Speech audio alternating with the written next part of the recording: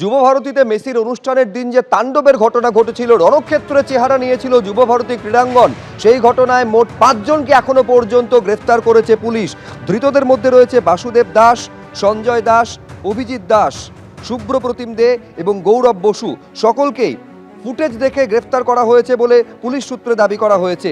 ভাঙচুর চালাচ্ছেন তারা, এই ফুটেজ সামনে এসেছে এবং এই ফুটেজ দেখেই পরপর গ্রেফতারি বলে দাবি বিধাননগর পুলিশের। এক তো যুবক যারা, সেই যুবকদের ইমোশনকে নষ্ট করেছে। আমি সকালবেলা কোর্টে গেছি এবং মহামান্য প্রধান বিচারপতি মামলা গ্রহণ করেছি। আমি আমার লয়ারকে অ্যাডভাইস করেছি শুনানির সময় এই গ্রেপ্তার বন্ধ করার জন্য এফআইআর এর উপর স্টে চাই। খুব অন্যায় করছে। বেকার যুবকরা তাদের ইনকামের অর্থ, গচ্ছিত অর্থ এমনকি ধার করে নিয়ে গেছে। তারা মেসি ভক্ত, তাদেরকে উল্টে গ্রেপ্তার কেন করছে? আর আপনার অরূপ বিশ্বাস, সুজিত বোস কেন বাইরে আছে? আপনি আগে অরূপ বিশ্বাসকে গ্রেপ্তার করুন। এটা যেটা হচ্ছে ইয়াং জেনারেশনের সঙ্গে, এর ফলাফল কিন্তু খারাপ হবে। এটা যা করছে, আগামী দিনে যদি অনেক ঘটনা ঘটেছে সম্প্রতি, আর বহিঃপ্রকাশ ঘটে, তার জন্য দায়িত্ব বর্তাবে কিন্তু এই রাজ্যের পুলিশ মন্ত্রী এবং পুলিশ। আর এরই মধ্যে একটি ভিডিও ভাইরাল হয়েছে যেখানে দেখা যাচ্ছে লেকটাউনে দমকল মন্ত্রী সুজিত বসু তিনি যুবভারতীর অনুষ্ঠানের অর্থাৎ মেসির শোয়ে টিকিট বিলি করছেন। অনুষ্ঠান শুরুর আগে টিকিট বিলি করছেন সুজিত বসু। এই ভিডিও ভাইরাল হয়েছে, ছবিটা একবার দেখুন।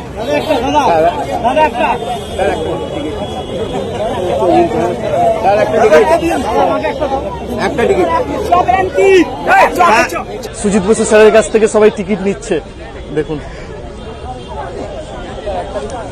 স্যার আমার একটা দিন, স্যার স্যার আমার একটা দিন, স্যার আমায় দিন, স্যার স্যার আমায় দিন একটা, স্যার। এই ভিডিও ভাইরাল হওয়ার পর সুজিত বসু তরফ থেকে বলা হয়েছে যুবভারতীতে যে কোনো ম্যাচেরই কমপ্লিমেন্টারি টিকিট পাই, মোহনবাগান হোক বা ইস্টবেঙ্গল, সব ম্যাচের কমপ্লিমেন্টারি টিকিট আমি পাই।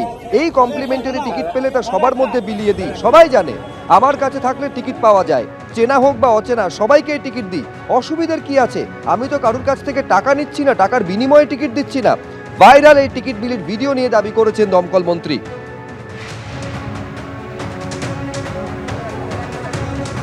আর এ নিয়ে বিজেপির কি প্রতিক্রিয়া দেখব। এটাই হচ্ছে তৃণমূলের খেলা হবে মডেল। আর একা সুজিত বোস কেন, অনেক মন্ত্রী, অনেক নেতা পাস বিলি করেছেন, টিকিট বিলি করেছেন। যারা যোগ্য, যারা হাজার হাজার টাকা দিয়ে টিকিট কিনেছে, 1000 কিলোমিটার দূর থেকে এসেছে, মাঠের ভেতরে 200 টাকা বোতলে জল খেয়েছে, তারা মেসিকে দেখতে পেল না। আর যারা পাস পেল তারা মেসির সঙ্গে সেলফি তুলে চলে গেল। চূড়ান্ত অব্যবস্থা। সারা দেশের কাছে পশ্চিমবঙ্গের মুখ পড়ল। সমর্থকদের এই কারণে নিয়ে যাওয়া হচ্ছিল কারণ মুখ্যমন্ত্রী আসবেন, শেষ পর্যন্ত উনি আসতে পারেননি। হয়তো মুখ্যমন্ত্রী যদি আসতেন, মেসিকেও তৃণমূলে জয়েন করিয়ে ফেলতে পারতেন। এই খেলা হবে মডেলে সব সম্ভব। এইবার আপনাদের শোনাবো শুক্রবার কি বলেছিলেন অনিশ সরকার, যিনি বিধাননগরের ডিসি। দেখুন। জলের ব্যবস্থা ভেতরে আছে, সেই জন্যে কোনো রকম জলের বোতল আনার প্রয়োজন নেই। ভেতরে, স্টেডিয়ামের ভেতরে পর্যাপ্ত পরিমাণ জলের ব্যবস্থা থাকবে। জল কেউ প্লিজ আনবেন না। কোনো জলের বোতল যদি আমরা গেটে দেখি, তাহলে আমাদের কিন্তু সেই জলের বোতলটা আমরা অ্যালাউ করতে পারবো না।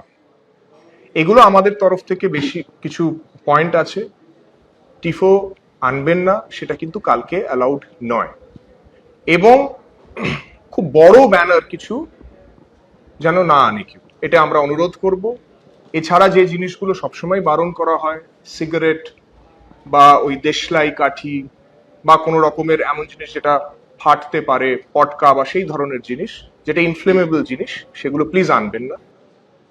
আর একেবারে পুলিশের তরফে স্পষ্ট নিষেধাজ্ঞা আনুষ্ঠানিকভাবে জানিয়ে দেওয়ার পরেও বা বোতল জলের হাজার হাজার বোতল ঢুকেছিল, শুধু নয় 10 গুণ 15 গুণ দামে তা বিকিয়েছে, যা নিয়ে বিতর্কে আরো ইন্ধন জুগিয়েছে পুলিশের এই আজব সাফাই যে পুলিশ সকালে দেখেছিল কিন্তু তারপরে কোনো ব্যবস্থা নেওয়া হয়নি। আর এই নিয়ে পুলিশের ভূমিকা এবং সরাসরি রাজ্যের শাসক দলকে নিশানা করেছে বিরোধীরা। পরপর আপনাদের শোনাবো বিরোধী দলনেতা কি বলেছেন এবং কি বলছেন সিপিএম নেতা শতরূপ ঘোষ।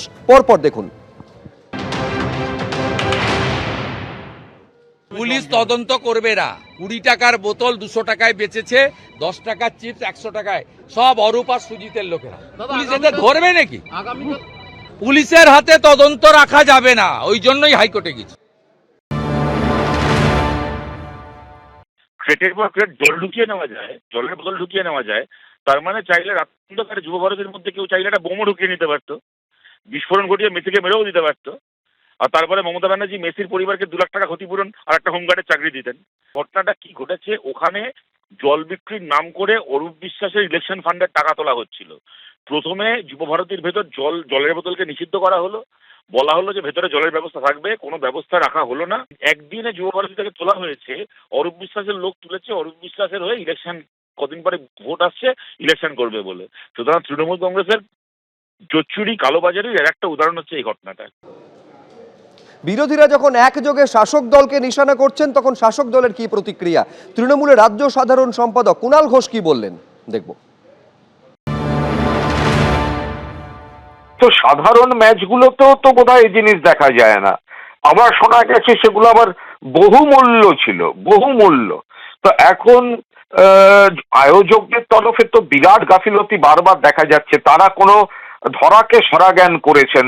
তারা কখনো অভিযোগ আসছে ক্রীড়ামন্ত্রী আগের দিন 4 ঘন্টা বসেছিলেন, ফোন করা সত্ত্বেও তারা এসে বলেননি যে কি কি প্রোগ্রাম শিডিউল কিভাবে কি হচ্ছে।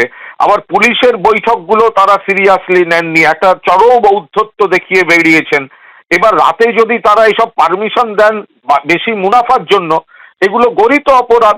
আবার সকালে এত সকাল থেকে লোক ঢুকেছে, সেই সময় আবার যদি পুলিশ বাধা দিত তখন আবার কোনো নতুন সিন ক্রিয়েট হতো কিনা সেটা পুলিশ ভালো বলতে পারবে সেই পরিস্থিতি কি ছিল।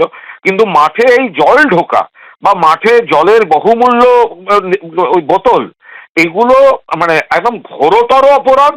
মানে যে বা যারাই করে থাক বা যাদের নজরদারিতে গাফিলতি থাক, এটা তীব্রভাবে নিন্দাযোগ্য এবং যারা এর জন্য দায়ী তাদের আইডেন্টিফাই করে ব্যবস্থা নেওয়া উচিত।